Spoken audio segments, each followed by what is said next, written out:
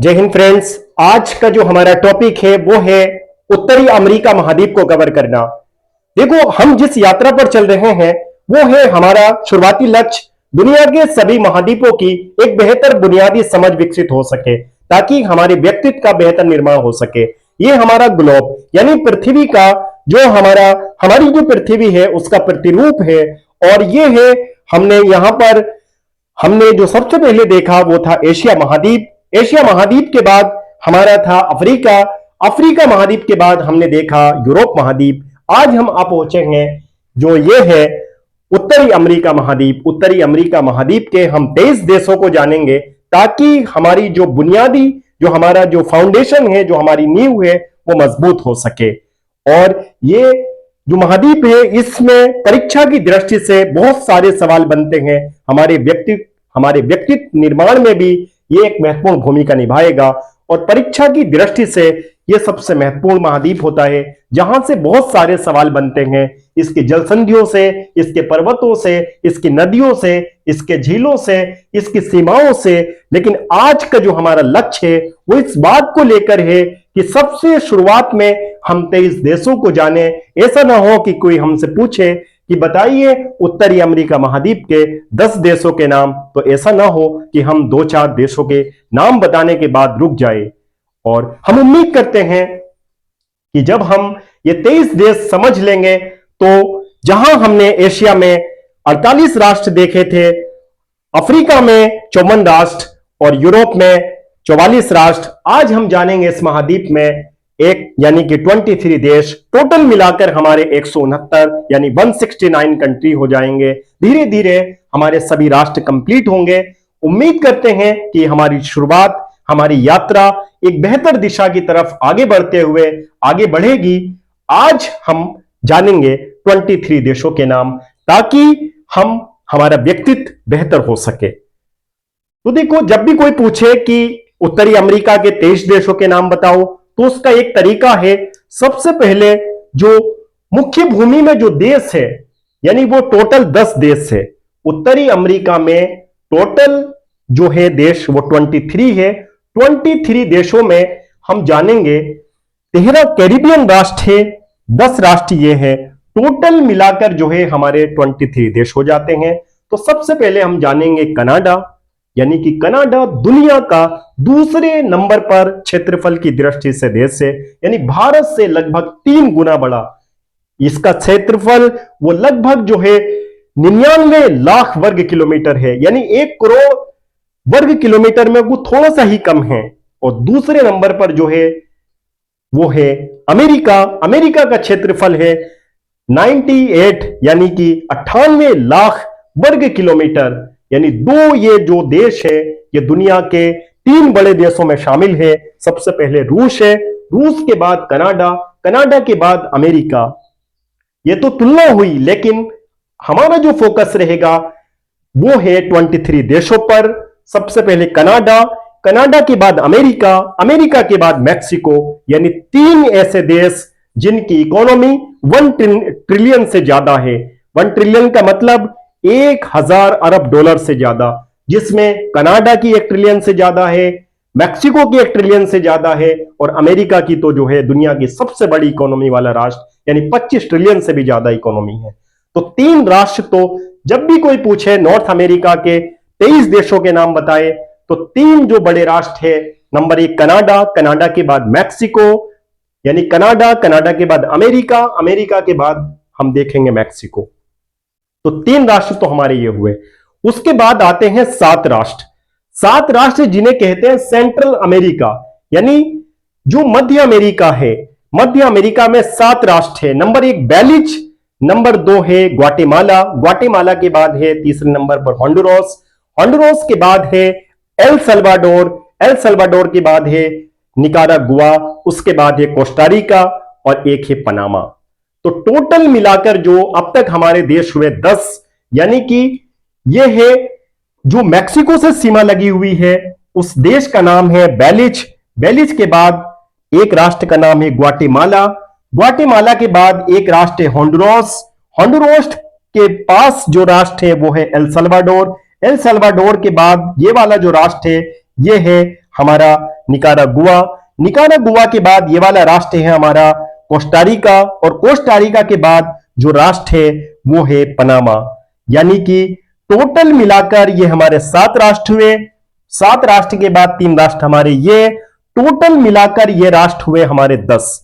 इसमें जो परीक्षा की दृष्टि से सवाल बनता है वो ये बनता है कि प्रशांत महासागर से लगने वाले देशों की संख्या बताओ, या अटलांटिक महासागर से लगने वाले देशों की संख्या बताओ। तो ये हमें देखना होता है। देखो, जब भी कोई पूछे कि प्रशांत महासागर से लगने वाले देशों के नाम बताओ, तो इसमें जो है सिर्फ एक देश को छोड़ना है, वो है बेलिज।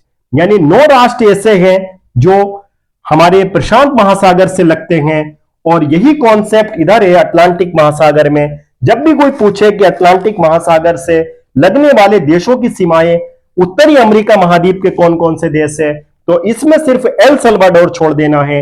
यानी 9 राष्ट्र ये है। अटलांटिक महासागर से लगने वाले 9 राष्ट्र कौन कौन से हैं? जो 10 नाम हमने बताए थे, उन 10 नाम में सिर्फ एक नाम छोड़ना है, उसका नाम है एल सल्वाडोर। तो टोटल हमारे 9 राष्ट्र हो जाएंगे। और अगर कोई ये पूछ ले कि नॉर्थ अमेरिका के मुख्य भूमि पर जो 10 देश है, उसमें कितने ऐसे राष्ट्र हैं जो अटलांटिक महासागर से भी लगते हैं और प्रशांत महासागर से भी, उन देशों की संख्या होगी 8, क्योंकि एक तरफ बेलिज नहीं लगता और दूसरी तरफ जो है हम देखेंगे वो है एल सल्वाडोर। तो टोटल मिलाकर जो हमारे ये 10 देश है, उसमें बहुत सारे प्रश्न बनेंगे अलग अलग, लेकिन अभी हमारा लक्ष्य जो है, अभी हमारा टारगेट है कि हम 23 के 23 देशों को समझे और जाने। तो 10 देश हमारे ये हो चुके, यानी 3 राष्ट्र ये जो बड़े बड़े राष्ट्र है, और फिर है सेंट्रल अमेरिका के 7 राष्ट्र। टोटल मिलाकर हमारे 10 राष्ट्र हुए। कोई भी पूछे, परीक्षा में भी पूछा जाए, तब भी हमें इन 10 देशों के नाम बताने हैं। उसके बाद आते हैं कैरिबियन राष्ट्र। यानी कैरिबियन वो राष्ट्र जहां पर कोलंबस के पहले कदम पड़े, यानी वो वेस्ट इंडीज। देखो, बहुत सारे विद्यार्थी समझते हैं कि वेस्ट इंडीज एक देश है। वेस्ट इंडीज देश नहीं है। वेस्ट इंडीज वो जगह है जहां पर कोलंबस खोजता हुआ भारत की खोज में आ पहुंचा, ऐसे एरिया में जिसने उसको ऐसा लगा कि ये इंडिया के वेस्ट में है, तो उसने उसका नाम वेस्ट इंडीज रखा। आज वर्तमान समय में वेस्ट इंडीज में, यानी जो कैरिबियन राष्ट्र है, उसमें टोटल मिलाकर जो है वो कैरिबियन राष्ट्र है वो 13 राष्ट्र है। उनके नाम कुछ इस प्रकार है। नंबर 1 याद रखने की यानी समझने की दृष्टि से है, क्यूबा याद रखे, क्यूबा अक्सर अखबारों की सुर्खियों में होता है। दूसरा, जमैका याद नाम रखे, क्योंकि जमैका क्रिस गेल और जो दुनिया का सबसे महानतम एथलेटिक्स जो एथलीट है वो है हमारा उसेन बोल्ट, उसका देश यानी जमैका याद रखे।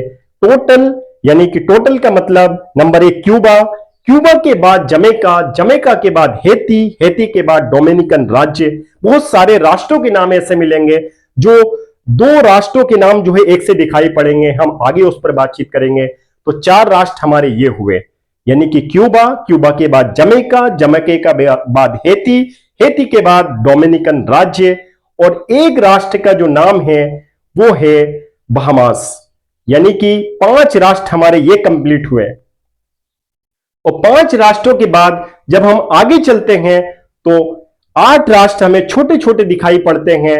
एक का नाम है सेंट किट्स एंड वेनिस, एक राष्ट्र का नाम है एंटीगुआ एंड बरबुडा, एक राष्ट्र का नाम है डोमिनिका, यानी डोमिनिका के बाद एक राष्ट्र का नाम है सेंट लूसिया। शायद इन राष्ट्रों के नाम हम पहली बार सुन रहे होंगे। सेंट लूसिया के बाद एक राष्ट्र का नाम है, ऊपर जैसे हमने सेंट किट्स एंड नेविस देखा, उसके बाद एक राष्ट्र का नाम है सेंट विसेंट एंड ग्रेनाडाइंस, और एक राष्ट्र का नाम है ग्रेनेडा, और एक राष्ट्र जहां के कहते तो वेस्ट इंडीज के हैं, लेकिन ब्रायन लारा का नाम सुना होगा। ब्रायन लारा का अगर कोई देश का नाम पूछ ले, ये परीक्षा में तो नहीं आएगा, लेकिन किसी भी सामान्य ज्ञान की परीक्षा में अगर कोई पूछे कि ब्रायन लारा कौन से देश का है, तो ब्रायन लारा जो है वो है त्रिनाद एंड टोबैगो, और एक राष्ट्र का नाम है बारबाडोस।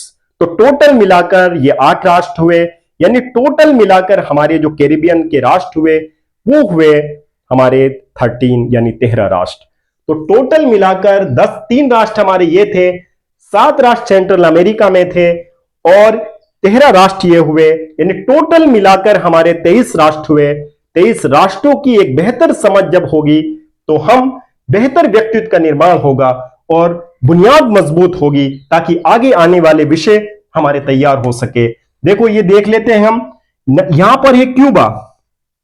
क्यूबा के बाद जो हमने देखा वो है नीचे जमैका। जमैका के बाद जब इधर की तरफ आएंगे हम तो एक राष्ट्र है हैती। हैती के बाद एक राष्ट्र है डोमिनिकन गणराज्य। यानी 4 राष्ट्र हमारे ये हुए।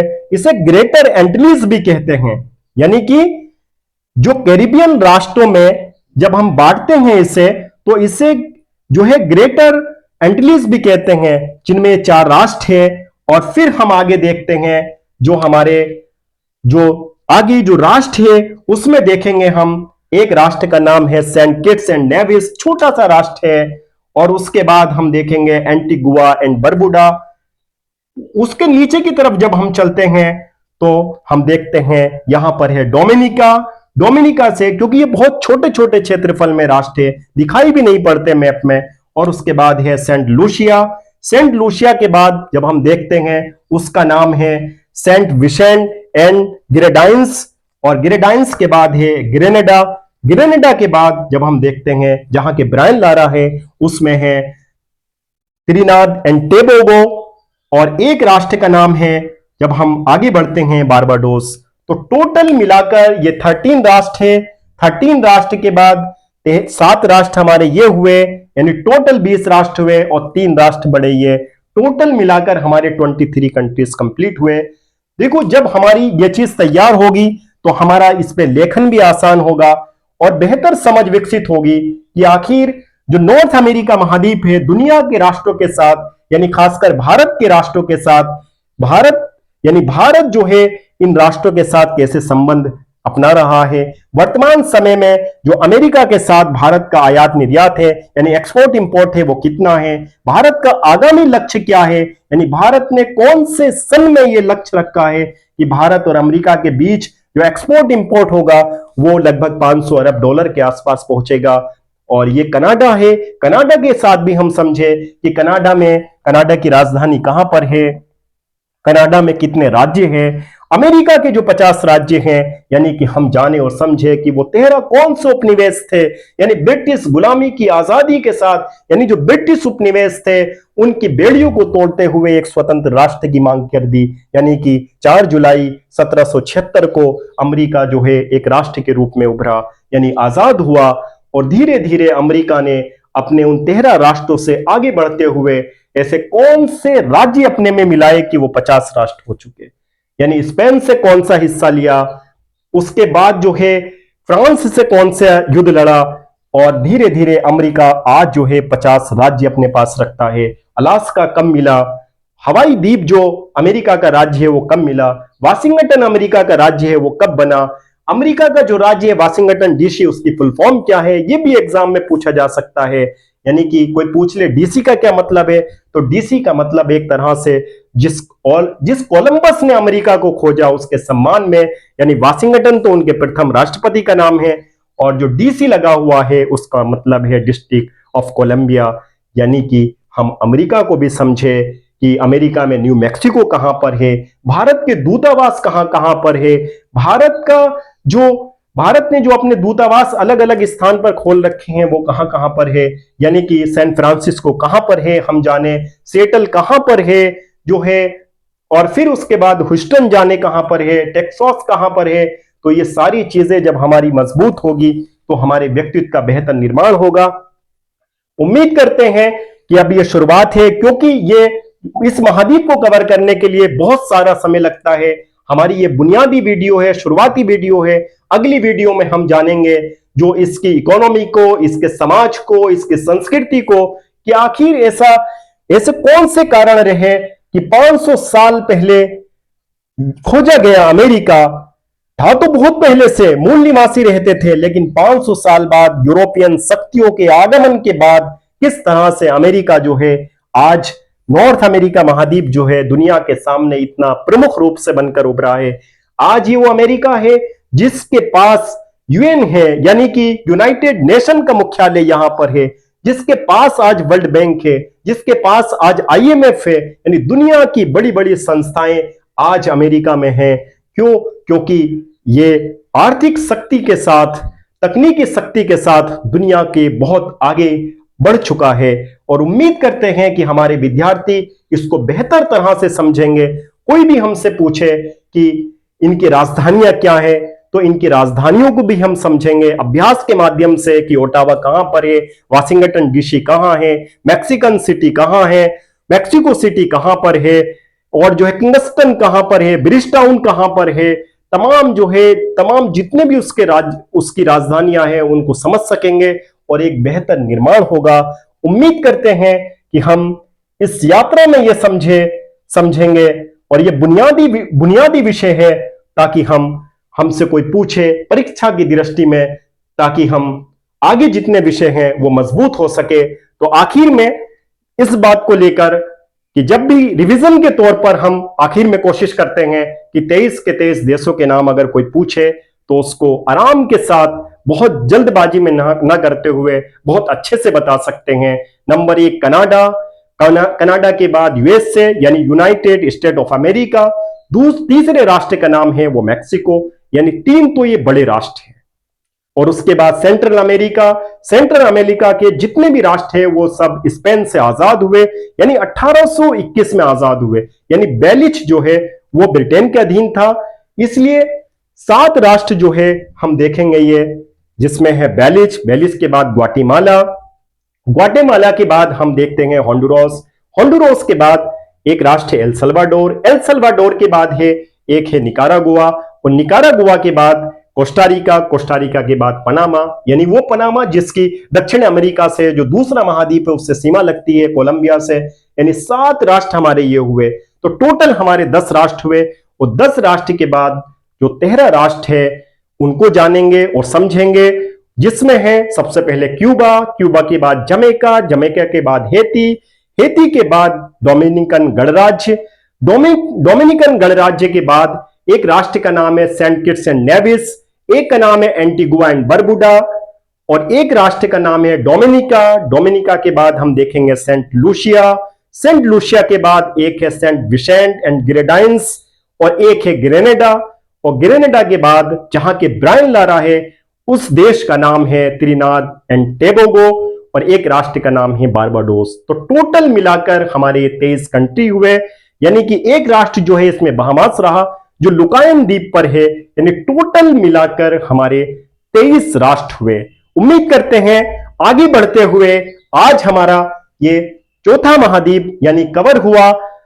सबसे पहले हमने एशिया देखा, एशिया के बाद हमने अफ्रीका के बाद यूरोप, और यूरोप के बाद ये हमारा था नॉर्थ अमेरिका के बाद हम अगले जो वीडियो में देखेंगे वो है दक्षिण अमेरिका। उम्मीद करते हैं यात्रा करते हुए हम धीरे धीरे करके दुनिया के सभी देशों की बुनियादी समझ विकसित कर लेंगे और आगे जितने भी विषय हैं उन पर आगे बातचीत होगी। जय हिंद,